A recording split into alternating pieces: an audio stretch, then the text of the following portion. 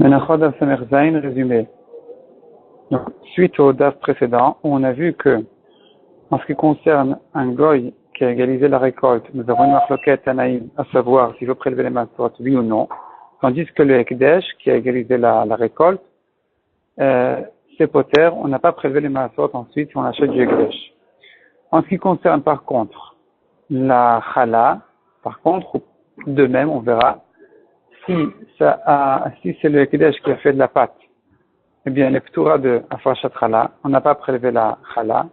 Et lorsqu'un goy a fait de la pâte, nous avons une Mishnah qui dit que c'est patour de Afrashat Chala, on n'a pas prélevé la Chala. Maintenant, Rava veut dire que la Mishnah qui dit que la pâte d'un goy est p'tura de Chala, elle ne va que comme le Tana qui pense que la récolte d'un goy est p'tura de maaser. Mais celui qui dit que la récolte d'un goy est chayevet de maaser, de même, la pâte d'un goy est chayevet de chala. Donc il faut prélever la chala. La Gemara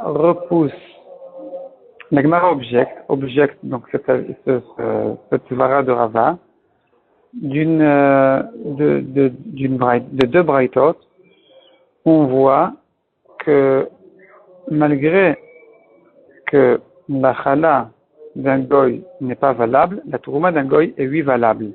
Donc, a priori, on pourrait prouver de là que même le Tana qui pense que la récolte d'un goy est chayevet de maasrot, la pâte, selon tout le monde, elle est p'tura de chala.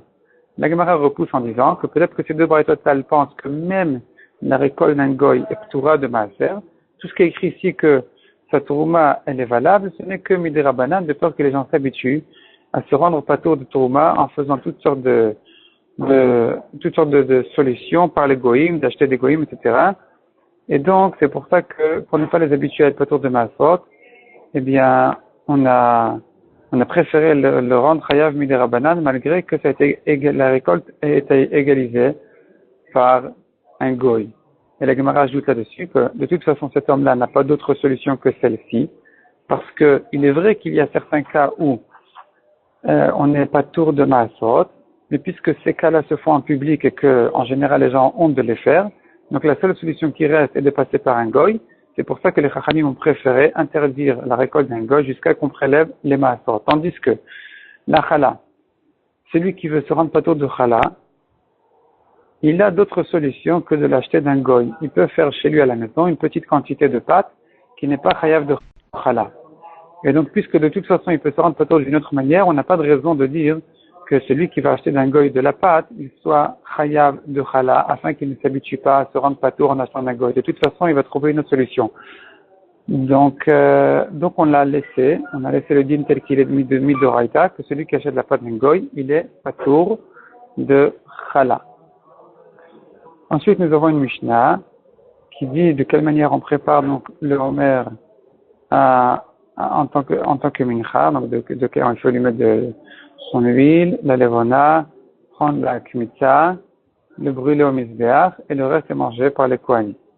La Mishnah ajoute une marloquette qui se rapporte sur une histoire, une habitude, que dès que le homer était sacrifié, on sortait du Beth Amikdash et on trouvait les marchés de Yerushalayim, les rues de Yerushalayim, pleines de farine de la nouvelle récolte.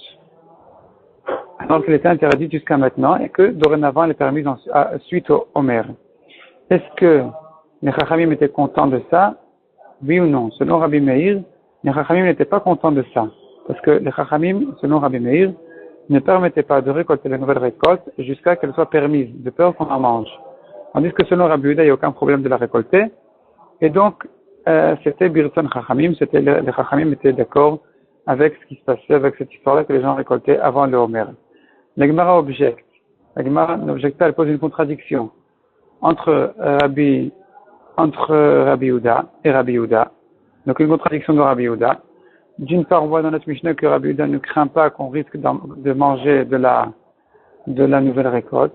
D'autre part, Rabbi Yehuda dit que celui qui n'a pas fait le 4 Hametz avant Pessah, il n'a pas le droit de faire pendant Pessah de peur qu'il en mange. Donc on voit que Rabbi Yehuda craint, lui, que en s'occupant du Hametz, on risque d'en manger. C'est la différence. Pourquoi ici, Rabbi Yehuda permet de récolter, ne craint pas qu'on risque d'en manger?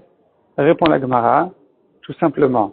La nouvelle récolte, on n'a pas l'habitude de la manger, donc,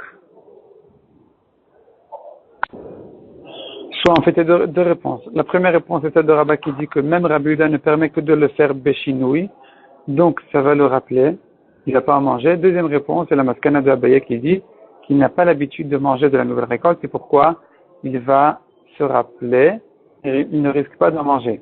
Tandis que le Hametz, il a l'habitude d'en manger toute l'année, et donc il risque d'en manger. C'est pour ça qu'ici Rabbi Yehuda interdit de faire le Hametz pendant Pessah même, à celui qui a oublié de le faire avant Pessah.